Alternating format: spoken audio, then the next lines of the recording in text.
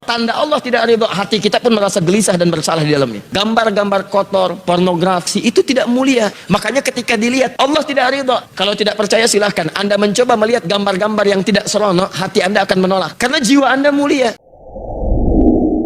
Ada seorang anak muda konsultasi pada seorang syekh yang tinggal di tepi danau. Danaunya bagus, airnya jernih dan bisa diminum. Ketika datang anak muda itu membawa persoalan yang sangat rumit, kelihatan dari beban dirinya.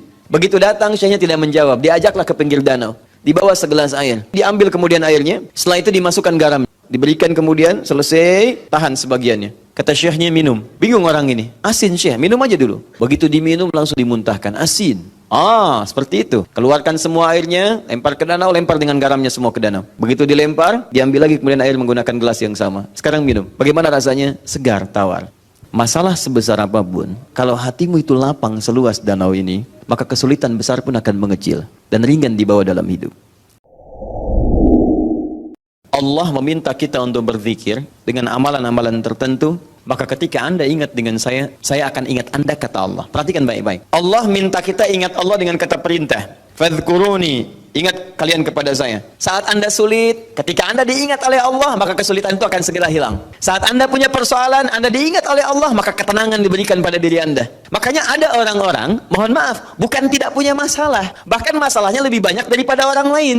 Cuman karena dia diingat oleh Allah, maka sebelum dia alami masalah itu, dia diringankan oleh Allah Subhanahu wa Ta'ala untuk menghadapinya. Dilapangkan hatinya. Makanya kalau Anda dalam setiap hari berzikir, tapi nggak pernah tenang dalam masalah, itu perlu ditanya. Zikirnya betul nggak? Nyambung nggak dengan Allah?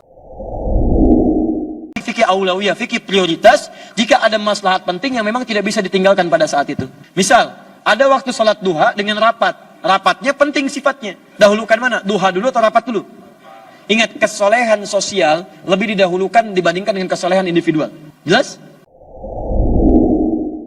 Baik pembaca, penyimak, pendengar diminta oleh Al-Quran mengikuti adabnya untuk mendapatkan semua keberkahan dan kemuliaan-kemuliaannya. Innamal mu'minuna alladzina idza dzukirallahu wajilat qulubuhum wa idza tuliyat 'alaihim ayatuhu zadatuhum imanan wa 'ala rabbihim yatawakkalun.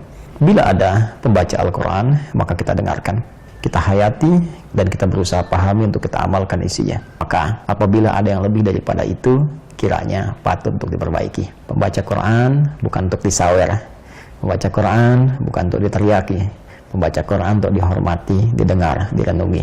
Mungkin ada yang belum mengetahui, bukan karena ingin berlaku dengan sengaja. Maka dari ketidaktahuan ini, kita semua turut berbagi, mendoakan, melembutkan hati untuk kembali memberlakukan adab Al-Quran sesuai dengan kepantasannya.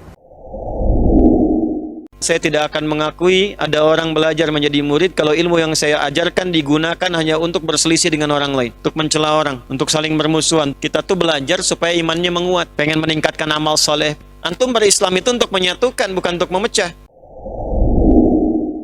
Maka kata Allah, yang lurus saja.